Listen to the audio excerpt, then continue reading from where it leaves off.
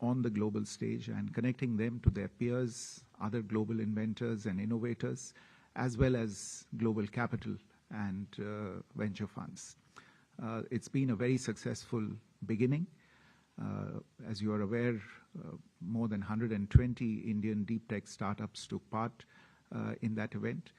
And there is a sense that this is something that can easily go to other parts of the world, and we are already working on this idea of taking Bharat Innovates to other major technology events around the world. And we made a beginning right here in VivaTech, and there was a Bharat Innovates pavilion as part of the Indian pavilion at VivaTech as well. In Paris today, as I said, the Prime Minister participated in the VivaTech event. India was the AI country of focus at this year's edition of VivaTech, and the AI country partner at VivaTech this year. And Prime Minister once again emphasized and underlined not just the kind of innovation that was underway in the technology sphere in India, but also what it meant to deploy technology at scale in such a large country. And in this context, the vision that India was putting before the world, at least insofar as artificial intelligence is concerned, which is a transformational technology and which must be technology that is at the service of humanity, rather than humanity being somehow becoming subservient to technology. So that was the tech aspect of the visit. The trade aspect of this could be seen at Evian, as a matter of fact, in the multiple bilateral meetings that the Prime Minister had. And if I can cite just 4 of those meetings and the progress that was registered as well as reinforced at each one of these meetings. With the UK, as you are aware, both the Prime Minister and the Prime Minister of the United Kingdom announced the date for the entry into force of the India-UK Comprehensive Economic and Trade Agreement, which was signed last year in the presence of the 2 Prime Ministers in the UK, and will enter into force from the 15th of July 2026. So major development insofar as bilateral relations with a major trading partner are concerned. With Canada, Prime Minister, as you're aware, held a bilateral meeting with the Prime Minister of Canada, and the 2 leaders gave instructions to their teams to conclude the negotiations on a comprehensive economic partnership agreement by the end of the year. You're aware that our Commerce Minister had recently visited Canada, and discussions have already started on this. The 2 Prime Ministers have registered and a desire to put these negotiations on the fast track and see if we can get a CEPA completed by the end of the year. With the European Union, the Prime Minister met jointly with both with the European Commission President, Mrs. Ursula von der Leyen, and the European Council President, Mr. Antonio Costa, and they recalled the fact that discussions on an India-EU FTA, the negotiations, the announcement of the conclusion of negotiations happened earlier this year when the 2 leaders were visiting New Delhi, and the understanding that by the end of the year, before the end of the year, the agreement will be signed. And this is something that came up in their meeting in Evian on the sidelines of the G7 meetings, and they once again reaffirmed their desire and instructed the respective teams to do whatever was necessary to make this signing happen before the end of the year. So that's the third major trade-related development. And last one, I would say, and by no means least, is with the United States, where we have made significant progress already on the conclusion of an interim free trade bilateral trade agreement, and we are in the final stages of concluding that agreement. Next week, in fact, the United States Trade Representative, Mr. Jameson Greer, will be visiting India to take forward these discussions. And in the bilateral meeting between Prime Minister and President Donald Trump yesterday in Evian, this was a major subject of discussion. Both leaders once again gave instructions for this agreement to be concluded at the earliest possible. So you can see the trade aspect as a major focus of this visit, and it carried on in a sense today in Paris. To just bring you up to date with Prime Minister's engagements here, he began the day by meeting 4 leading French CEOs. These included Mr. Arthur Mensch, the co-founder and chief executive officer of Mistral AI, Mr. Benoit Bazin, chairman and CEO of Saint-Gobain, Mr. Martin Sion, chief executive officer of Alstom, and Rodolphe Sade, the chairman and CEO of the CMA-CGM group. The French leaders, corporate leaders, all of whom have significant association with India already, expressed their strong confidence in India's rapidly growing economy, and expressed their readiness to expand their local footprints and deepen their presence and their partnership with India. That's the first 2 themes, technology and trade.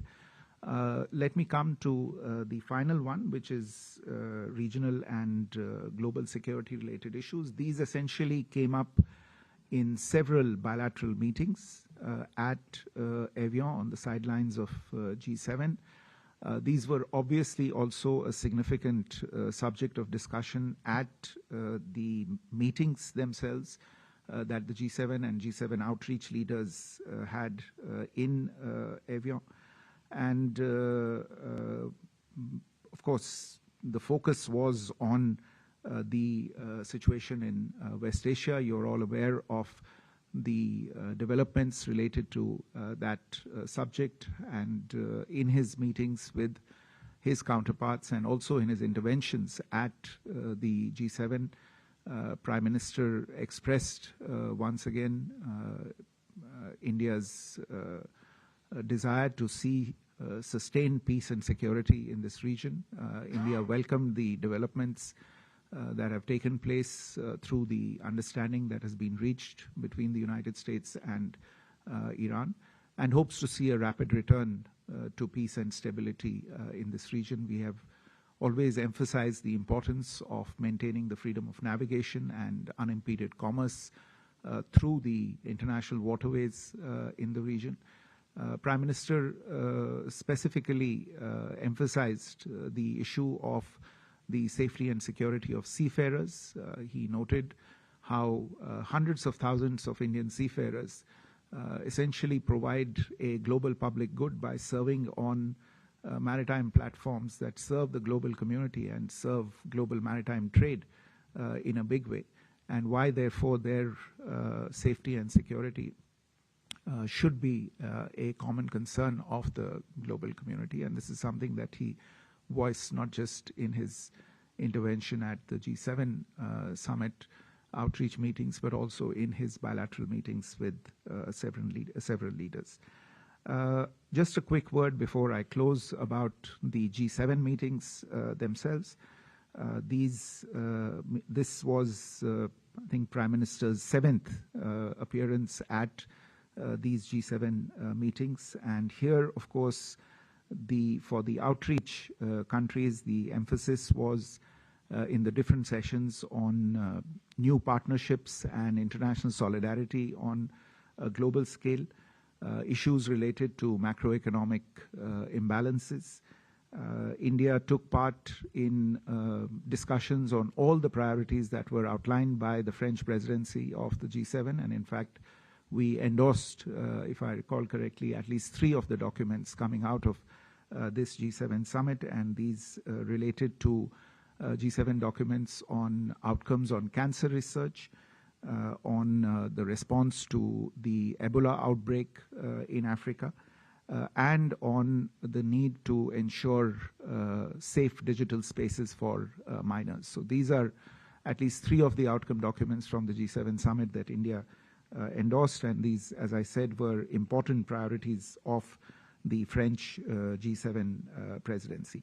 As I said, there was a session that was dedicated to artificial intelligence as well at the G7 summit, and the Prime Minister spoke in that session outlining how India figured as a provider of solutions at scale in this context, and as I mentioned earlier as well, how India stood for a human-centric and inclusive approach to global growth.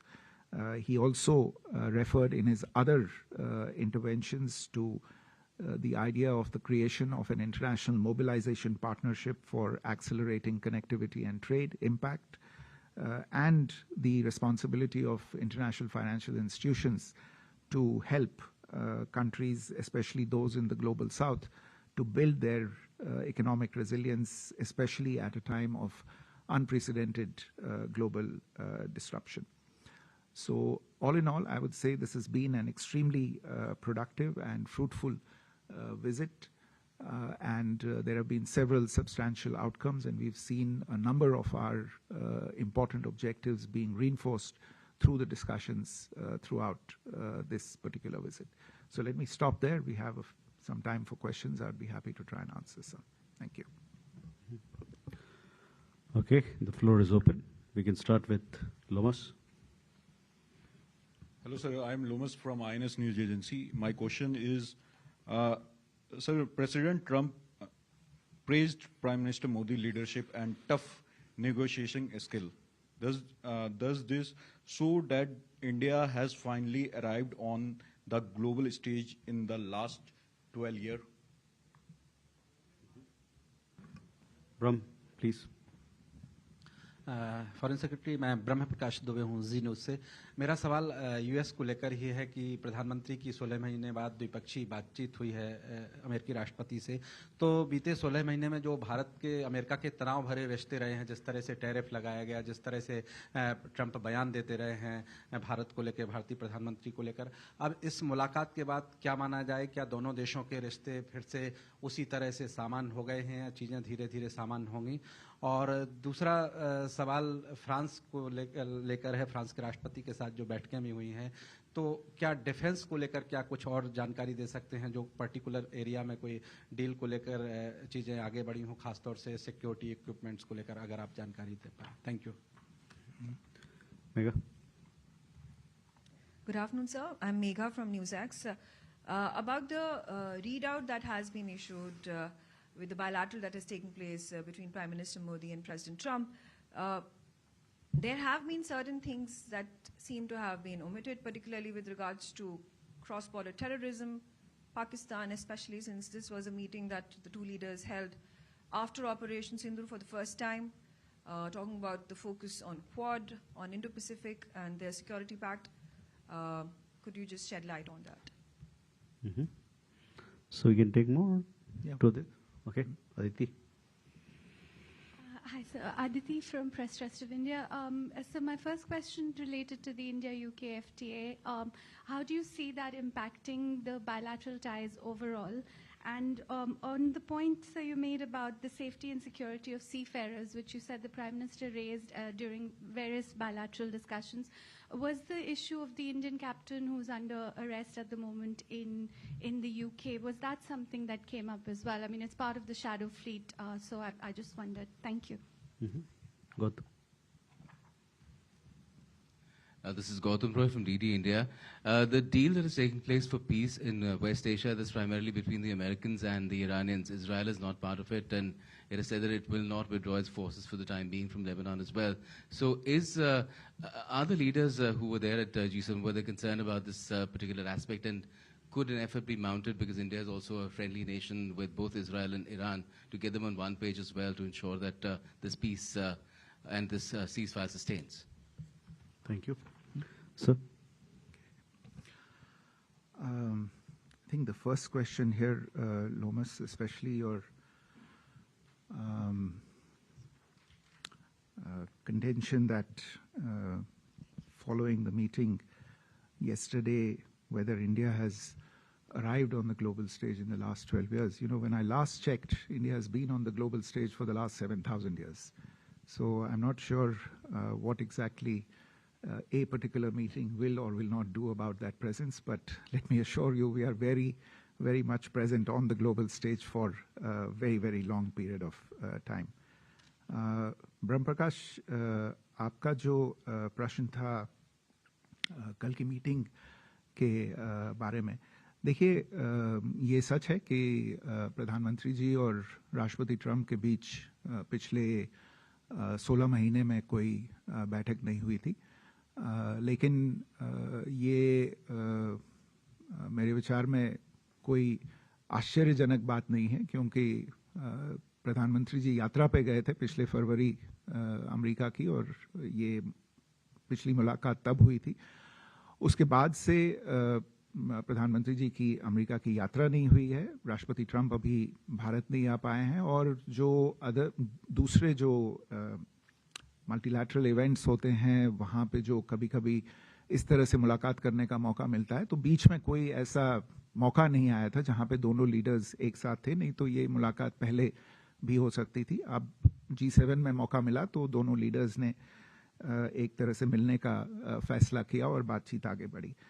और जो आपने क्या रिश्ते सामान्य हो गए हैं, मैं ये नहीं मानता कि रिश्तों में उतार चढ़ाव होता रहता है। एक तरह से जो डेवलपमेंट्स हैं वो आते रहते हैं, और दोनों देशों के जो लीडर्स होते हैं और राजनयिक होते हैं उनसे डील करते रहते हैं उन उतार चढ़ावों से।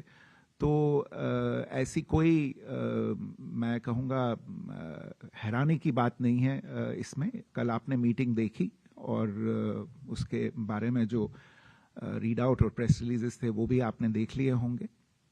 एक बहुत ही अच्छे माहौल में मीटिंग हुई दोनों लीडर्स के बीच में, और जो भी महत्वपूर्ण विषय दोनों लीडर्स के मन में थे वो उन्होंने एक दूसरे से साझा किए। और जैसा मैंने आपसे कहा, मीटिंग में दोनों लीडर्स ने जो इस समय एक बहुत ही महत्वपूर्ण विषय है दोनों देशों के बीच में, एक बायलैटरल ट्रेड एग्रीमेंट को लेके, उसके ऊपर दोनों लीडर्स ने ये इंस्ट्रक्शंस दिए कि इस एग्रीमेंट को जल्द से जल्द हमें आगे ले जाना चाहिए। और इसके चलते अगले हफ्ते जो यूएस ट्रेड रिप्रेजेंटेटिव हैं एम्बेसडर जेमिसन ग्रेयर, वो भारत की यात्रा पे आ रहे हैं, कॉमर्स मिनिस्टर से मिलेंगे और इस बातचीत को आगे ले जाएंगे। जहां तक आपका सवाल फ्रांस को लेके रक्षा क्षेत्र में रक्षा सामग्री वगैरह के खरीद फरोख्त के बारे में है, शायद ये सवाल पहले भी नीस में पूछा गया था जब द्विपक्षीय बैठक हुई थी राष्ट्रपति मैक्रों और प्रधानमंत्री जी के बीच में। तो जैसा मैंने उस समय भी कहा था, जो ऐसे जो इश्यूज इस समय हैं, जो प्रश्न इस समय हैं, इन पे विचार चल रहा है। ये बातचीत अभी पूरी हुई नहीं है, और जब भी इस पे कोई ऐलान करने लायक कोई चीज़ होगी तो इसके बारे में सूचना दी जाएगी। Megha, on your question related to issues in the discussions between the Prime Minister and the President, I think you need to take into account the fact that this was a brief meeting on the sidelines of a major multilateral event. The structure of these meetings is not such where every single issue is necessarily going to come up or is going to be discussed in detail. Our concerns on all of the issues and our views on all of the issues that you mentioned are well known, and they are equally well known to our American partners as well. There were some important issues and urgent issues that needed to be discussed yesterday, notably, as I said, about the trade agreement, which is something that has created a certain amount of uncertainty over the past year or so between the two countries, and it was important that we move forward to some kind of certainty on these issues, and therefore that is what occupied some amount of time. To Aditi's question on the India-UK FTA, but now that a date for entry into force has been announced, I am sure that businesses on both sides have been gearing up for some time to get into this. The UK is one of our largest trading partners, an important technology partner. And this agreement is about more than just trade and technology as well. It speaks to mobility between the two countries as well. And I think these open very important doors for people in both countries. And businesses in both countries have actually been quite eager to have the agreement enter into force at an early date so that they can roll out the plans that they have been making for some point of time. Insofar as the issue of the interdiction of a vessel by UK authorities is concerned, we are aware of these developments. Our mission in the United Kingdom is in touch with the concerned UK authorities and will follow up with them on the next steps that need to be taken to address this situation. Finally, Gautam, with regard to the deal in West Asia, look, the points that you made about the stance of Israel and the issues that relate to other parties other than just the United States and Iran, these are important issues. They did figure in the conversations around the larger G7 table, as well as in the bilateral conversations between various leaders. And it is natural to have concerns about something that has been concluded, but we don't yet know as to how exactly things will unfold on the ground. As I said, we all expect that it will lead to sustained peace and stability in the region. India has always advocated the path of dialogue and diplomacy to settle conflicts such as these, and we have always also expressed our readiness to contribute in any manner that we can. We have very strong relationships with all of the countries in the region. Most of the protagonists who are involved in one way or the other, or who have been affected by the conflict, have been in very close touch with them throughout this conflict. We've also participated in a number of meetings and forums that have been convened to address different aspects of this conflict and the situation that might arise once the conflict is over. We remain in very close touch with all of those partners, and we will be ready to do whatever it is possible for us to do insofar as addressing the next steps is concerned. We have a question there, please. Thanks, Foreign Secretary. This is Nicholas Roca from Radio France International. Just to follow up on what my colleague asked about the situation around Iran. As he mentioned, Israel doesn't seem to be willing to be a part of the deal. India is one of the major defense partner of the country. Has there been any consideration to try to push this close ally to maybe make more significant steps towards peace?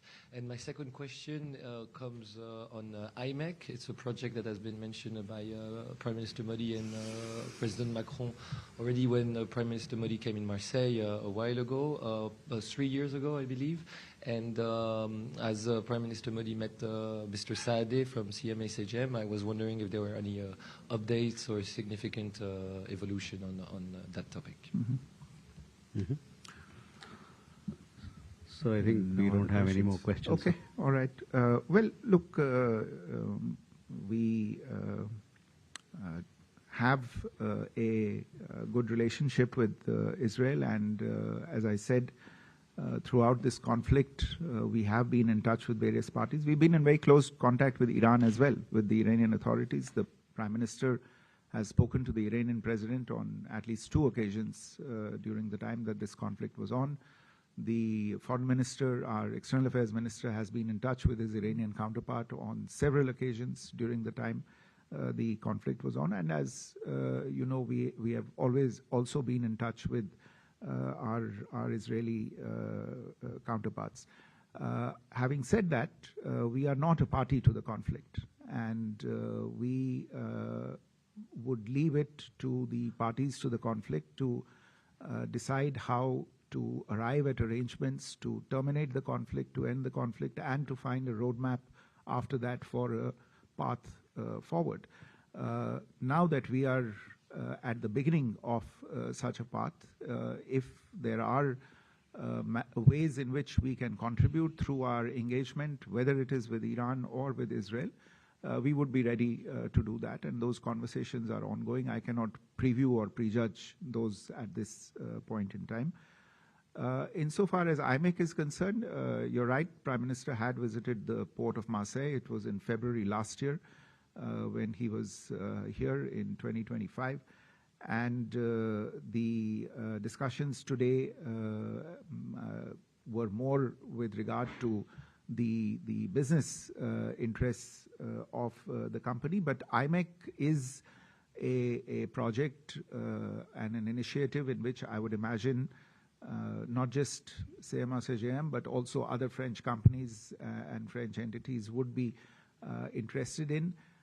It is something that, in a sense, I would say that even in the context of the conflict that has just taken place, it is something that assumes a lot of importance, and it's important that all of the partners, both India and France, are original signatories of the MOU that led to the creation of IMEC. And we have stayed in close touch with our French counterparts on this. France has a special envoy, Mr. Gérard Mestraille, for IMEC, and I have met him in the past. My other colleagues have been in touch with him. And we remain in close touch to see how to take our discussions forward and develop a consensus on the rollout of IMEC on the ground in the coming years. Thank you.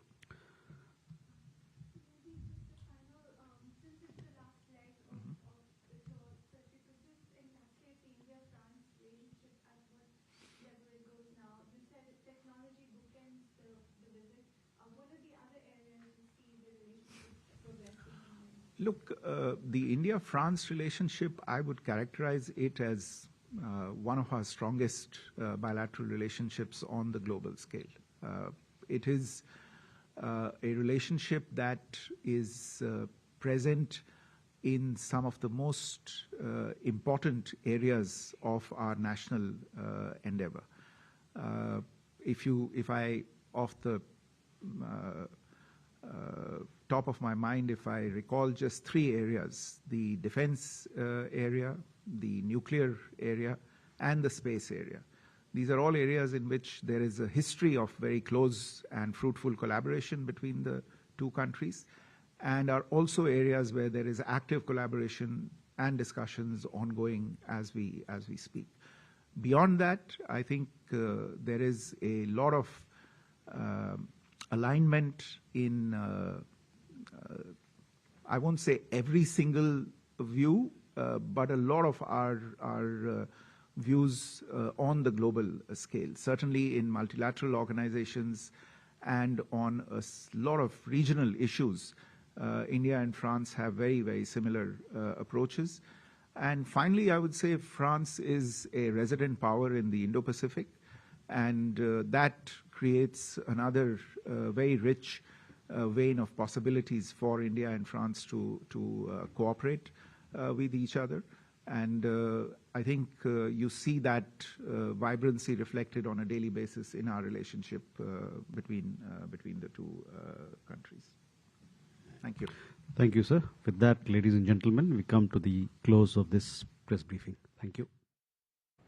तो ये सीधी तस्वीरें आप देख रहे थे France की राजधानी Paris से, जहां पर विदेश मंत्रालय की प्रेस वार्ता विदेश सचिव विक्रम मिश्री कर रहे थे। प्रधानमंत्री का जो मौजूदा फ्रांस का दौरा है उसमें कौन कौन से महत्वपूर्ण आयाम थे, उन तमाम बातों का, इंगेजमेंट्स का उन्होंने विस्तार से जिक्र किया। किस प्रकार से ये दौरा बेहद सफल रहा है, चाहे G7 के मंच की बात हो या फिर फ्रांस सहित तमाम अन्य देशों के साथ जो द्विपक्षीय मुलाकातों का दौर रहा प्रधानमंत्री मोदी का, उन तमाम बातों का विस्तार से जिक्र किया। आगे बढ़ो उससे पहले एक छोटे से ब्रेक के लिए रुकते हैं।